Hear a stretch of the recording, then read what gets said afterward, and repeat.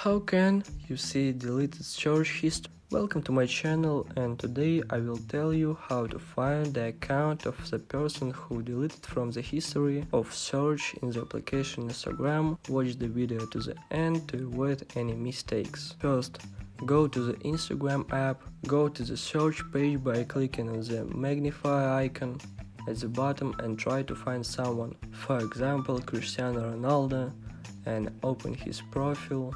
Next, go back, and after that you will see below the search bar our recent search, Cristiano Ronaldo account. You need to delete this recent search.